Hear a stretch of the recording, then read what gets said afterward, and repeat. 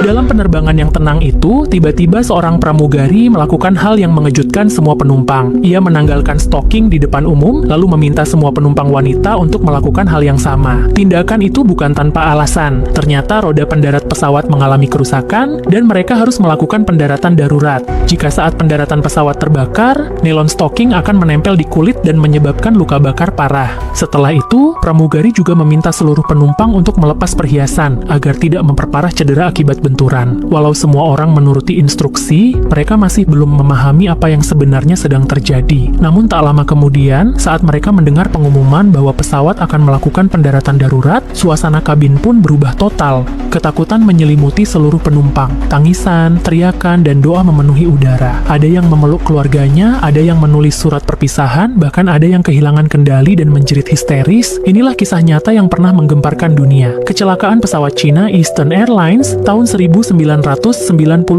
di Bandara Hongqiao, Shanghai. Saat itu sebuah pesawat MD-11 dengan 137 penumpang bersiap lepas landas. Setelah berlari beberapa detik di landasan, pesawat berhasil naik dengan lancar. Namun, ketika kapten berusaha menarik roda pendarat, lampu indikator menunjukkan warna merah, tanda bahwa roda tidak tertarik sempurna. Ia pun memerintahkan kopilot untuk mencoba menurunkannya kembali, tetapi lampu merah tetap menyala. Artinya, roda pendarat tidak bisa naik maupun turun sepenuhnya. Situasi itu sangat berbahaya.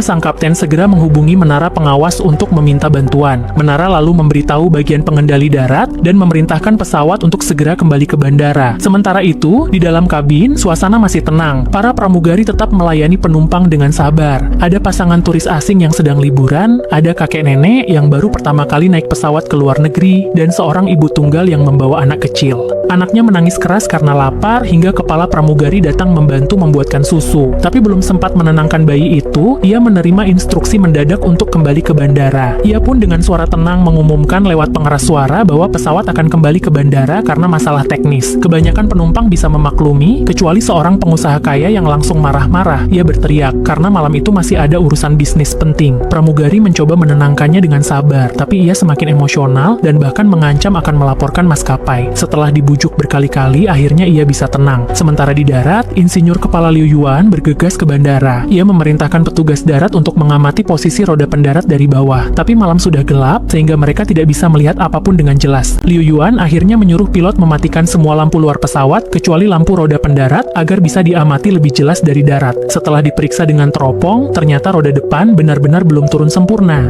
Masalahnya, bahan bakar hanya cukup untuk 2 jam, jadi mereka harus menemukan solusi sebelum waktu habis. Kalau tidak, seluruh 137 penumpang dan awak kabin akan terancam kehilangan nyawa. Dalam waktu singkat, pihak maskapai, direktur, bahkan wali kota datang ke ruang kendali untuk membantu operasi penyelamatan ini. Pasukan polisi bersenjata, pemadam kebakaran, dan tim medis juga sudah bersiap siaga di landasan. Sebagai komandan utama, Liu Yuan mencoba mencari sumber masalah. Mungkin katanya saklar mode darat udara macet, tapi setelah dicabut, lampu merah tetap menyala. Ia lalu menduga sistem hidrolik rusak, tapi setelah diputuskan pun tidak ada perubahan. Putus asa, ia membuka manual pesawat untuk mencari solusi, namun tetap tidak berhasil menemukan jawabannya. Akhirnya ia punya ide terakhir, metode lempar awan, dive, and pull up. Jika pesawat turun tajam dari ketinggian, lalu tiba-tiba naik lagi, mungkin gaya inersia akan membuat roda pendarat terlepas keluar. Karena tidak ada pilihan lain, kapten pun mengikuti instruksi. Ia menukikkan pesawat dengan cepat, lalu menarik tuas kontrol sekuat tenaga hingga pesawat kembali menanjak ribuan meter. Namun setelah manuver itu, roda tetap tidak keluar, sementara penumpang histeris karena guncangan hebat. Kepala pramugari segera meminta semua awak untuk menenangkan penumpang, menjelaskan bahwa itu hanya pemeriksaan kecil. Namun, si pengusaha tadi kembali berteriak menuntut penjelasan lebih lanjut. Meski pramugari sudah bersabar, ia malah makin marah dan berkata, tak akan pernah naik maskapai ini lagi. Kesal, pramugari itu menanggapinya dengan sinis. Kalau begitu setelah penerbangan ini, aku juga tak akan jadi pramugari lagi. Melihat situasi memanas, kepala pramugara segera datang, meminta maaf kepada si pengusaha, lalu menarik pramugari itu ke samping untuk menenangkan suasana. Kepala pramugara pun menegur dengan tegas pramugari yang tadi bersikap kurang sabar, menasihatinya agar tetap tenang dan penuh kesabaran menghadapi penumpang, apapun situasinya. Sementara itu, di ruang kendali darat, Liu Yuan terus berpikir keras mencari solusi baru. Setelah beberapa menit pertimbangan, ia memutuskan mencoba metode lain. Ia memerintahkan kapten untuk melakukan manuver tajam di udara dengan kecepatan tinggi, berharap gaya inersia bisa memaksa roda pendarat keluar. Sang kapten, dengan kemampuan terbang yang luar biasa, mengarahkan pesawat membentuk lengkungan sempurna sempurna di langit malam. Namun tekanan gravitasi yang besar membuat penumpang mual, pusing, bahkan hampir muntah. Sayangnya setelah semua itu, lampu indikator roda masih merah. Harapan untuk mengguncang keluar roda pendarat kini sirna sepenuhnya. Tim komando di darat akhirnya menyadari betapa gentingnya situasi ini. Mereka lalu memberi instruksi baru, pindahkan semua penumpang ke bagian belakang pesawat. Hal ini bertujuan untuk menambah berat di belakang, sekaligus mengurangi risiko cedera bila bagian depan pesawat menghantam landasan lebih dulu. Namun, begitu mendengar perintah itu, penumpang mulai panik. Mereka mengira pesawat akan jatuh, lalu berebut lari ke belakang. Ada yang membawa koper dan tas, ada pula yang mendorong sesama penumpang agar bisa segera pindah. Suasana kacau balau, hingga para pramugari dengan susah payah mengatur mereka kembali dengan tenang. Perlahan, bagian depan kabin berhasil dikosongkan. Hanya pengusaha kaya tadi yang masih duduk terpaku di kursinya. Kesombongan yang tadi ia tunjukkan kini lenyap, digantikan oleh rasa takut yang luar biasa. Dengan wajah pucat, ia bergumam lirih. Apakah kita benar-benar akan mati? Emosinya pecah, tubuhnya gemetar, hingga pramugari memeluknya lembut, seperti seorang ibu yang menenangkan anak kecil. Setelah ia sedikit tenang, pramugari membantunya berdiri dan perlahan membawanya ke bagian belakang kabin. Ketika semua penumpang sudah berpindah, kepala pramugari mulai memberi instruksi tentang posisi perlindungan benturan. Kedua kaki harus terbuka sedikit, tangan menyilang di kursi depan, dan kepala menunduk di antara tangan. Hanya dengan posisi ini mereka bisa meminimalkan cedera saat pendaratan. Namun, seorang nenek tua mulai merasa tidak nyaman. Tubuhnya yang renta tak kuat menahan posisi itu lama-lama. Kakeknya di sebelah segera menekan kepala istrinya dengan lembut agar ia tetap mengikuti instruksi. Di sisi lain, seorang ibu muda panik karena harus menjaga anaknya. Pramugari segera membantunya, meminta agar bayinya diletakkan di kursi, lalu membantu sang ibu memposisikan tubuh dengan benar. Semua akhirnya siap. Dengan kedua tangannya menggenggam kuat tuas kendali, kapten menurunkan pesawat perlahan. Ketika roda belakang menyentuh landasan, pesawat bergetar hebat.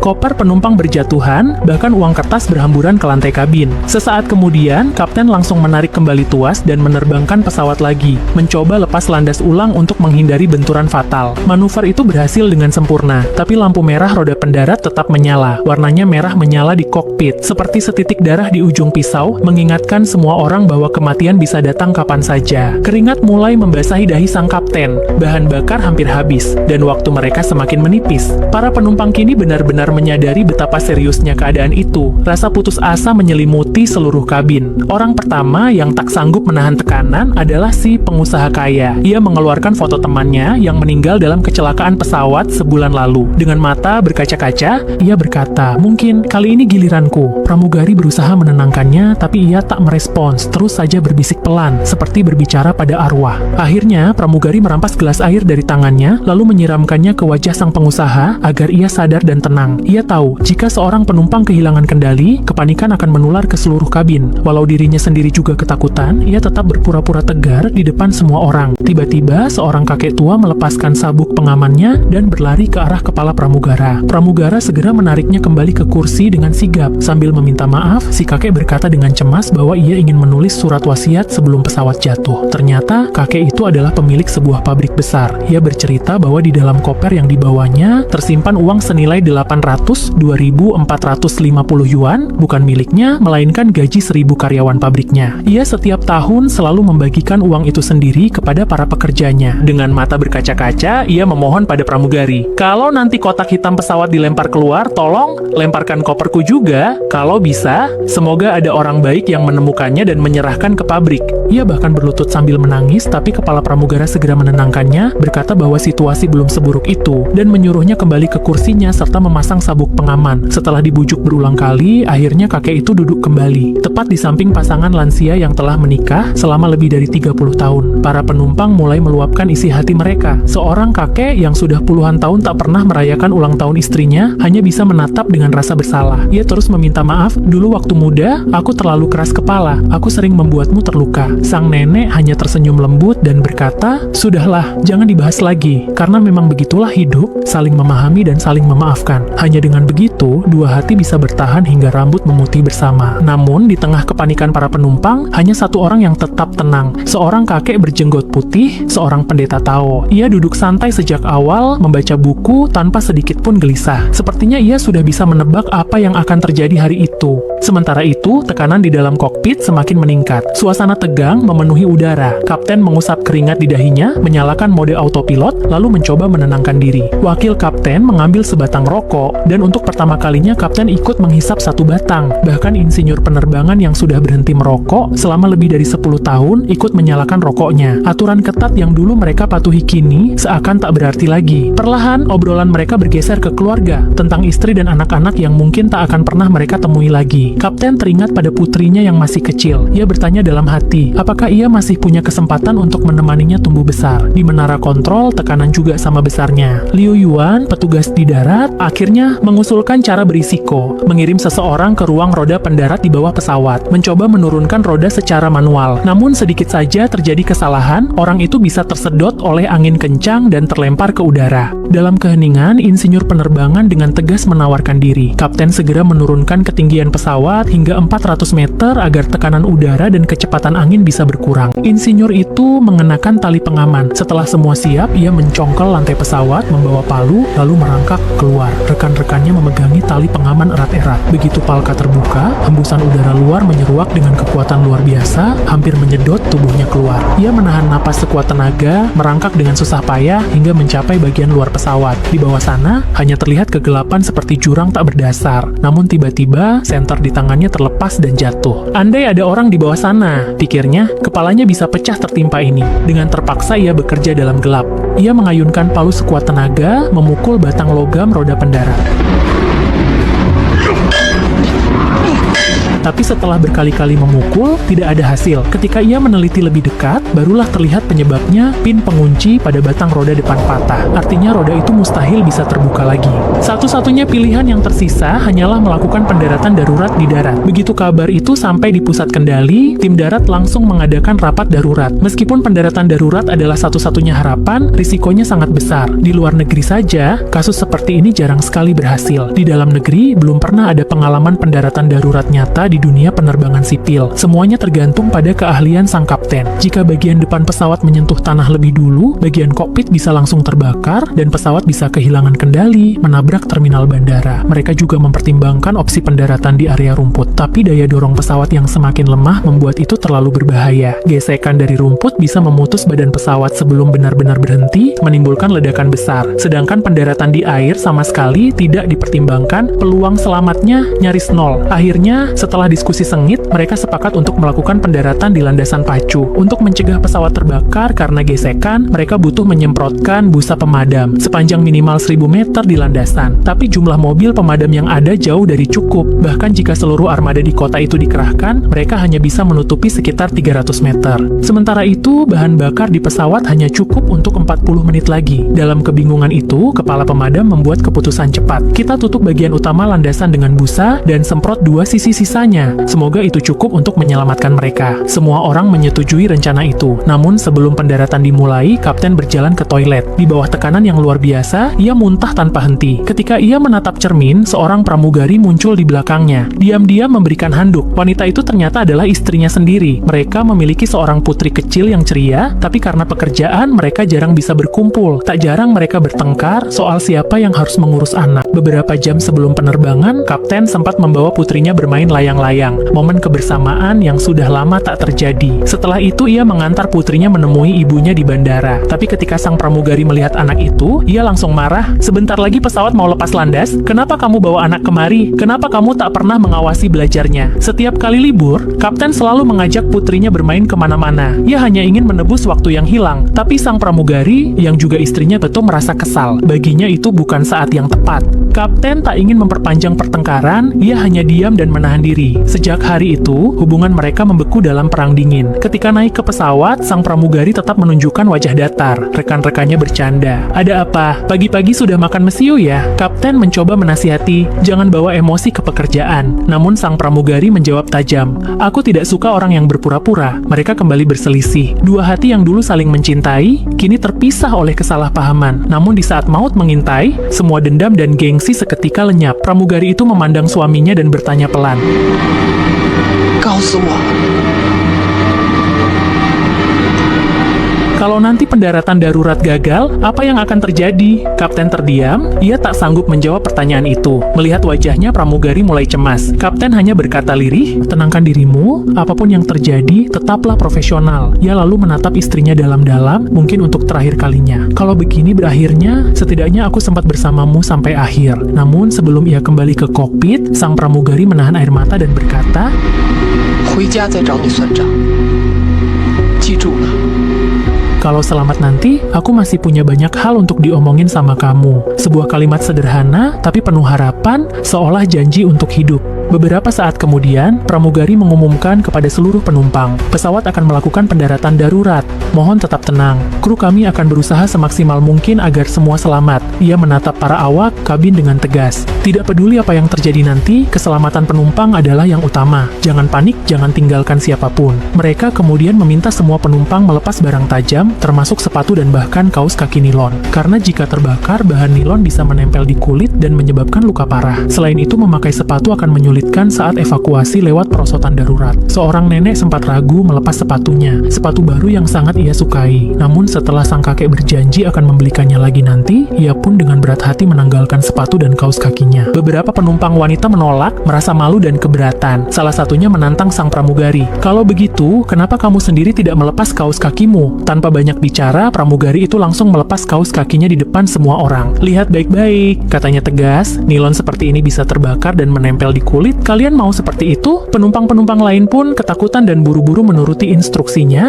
Di sisi lain, seorang kepala pabrik masih sibuk menulis surat wasiat. Ia tahu hidupnya mungkin akan berakhir hari ini, tapi ia tetap ingin memastikan para pekerjanya menerima gaji mereka. "Bahkan jika aku mati," tulisnya, "mereka harus tetap dibayar." Tiba-tiba, seorang pengusaha kaya melompat dari kursinya sambil berteriak, "Aku tidak mau mati di sini." Ia berusaha berlari ke arah pintu kabin, membuat suasana kacau. Seorang pramugari mencoba menahannya, tapi malah didorong jatuh ke lantai. Tangis dan teriakan memenuhi kabin. Semua orang hanya bisa berdoa agar keajaiban benar-benar ada. Sementara itu di darat, para petugas pemadam bekerja secepat kilat. Dalam waktu beberapa menit saja, seluruh kendaraan sudah berjajar di landasan dan mulai menyemprot busa pemadam sejauh mungkin. Waktu pendaratan semakin dekat. Liu Yuan berputar ke sana kemari, matanya tegang, memastikan setiap detail siap. Mereka semua paham, di dalam pesawat itu ada 137 nyawa. Itu berarti ratusan keluarga yang sedang menunggu dengan cemas. Namun di antara barisan kendaraan, satu mobil wartawan menyelinap masuk untuk mencari berita eksklusif. Akibat terburu-buru, mobil itu terguling dan pintunya terkunci. Waktu terus berjalan, tinggal 5 menit sebelum pesawat mendarat. Tanpa pikir panjang, petugas menggunakan gergaji mesin, memotong pintu mobil dan menarik semua orang keluar, lalu bersama-sama memindahkan mobil itu dari jalur. Di pusat kendali, Liu Yuan terus berbicara lewat radio, mencoba menenangkan sang kapten. "Jangan panik, pendaratan ini sederhana, yang penting posisi hidung pesawat harus stabil. Aku percaya kamu bisa." Namun, meskipun suaranya terdengar yakin, tangannya gemetar sampai-sampai pena yang dipegangnya patah dua. Kapten terdiam sejenak, lalu berkata, "Jika sesuatu terjadi padaku dan istriku, tolong jaga anak kami. Dia agak nakal, ya, mungkin akan bikin kamu repot nanti." Liu Yuan hanya mengangguk pelan, matanya berkaca-kaca. Kapten kemudian berpura-pura memeriksa kabin, tapi tujuannya hanya satu, mengirim kopilot muda ke bagian belakang agar selamat. Namun kopilot itu menolak, "Saya tidak akan pergi, Kapten. Saya akan tetap di sini." Kapten menatapnya tajam lalu berkata tegas, "Itu perintah." Akhirnya dengan berat hati, sang kopilot meninggalkan kokpit. Kini hanya 3 orang tersisa di ruang kendali. 3 sahabat lama yang bersiap menghadapi ajal bersama. Ketika lampu kabin mulai padam, pramugari memberi aba-aba keras. "Siap posisi pendaratan, tundukkan kepala, peluk lutut, jangan panik." Kapten menggenggam kendali erat-erat. Landasan semakin dekat, tubuhnya basah oleh keringat. Ia mengatur kemiringan sayap dengan presisi, setiap detik seperti perjuangan hidup dan mati. Roda depan gagal keluar, dan tubuh pesawat menghantam landasan. Guncangan hebat mengguncang seluruh kabin. Pesawat bergeser, bergetar, dan meluncur di atas busa pemadam.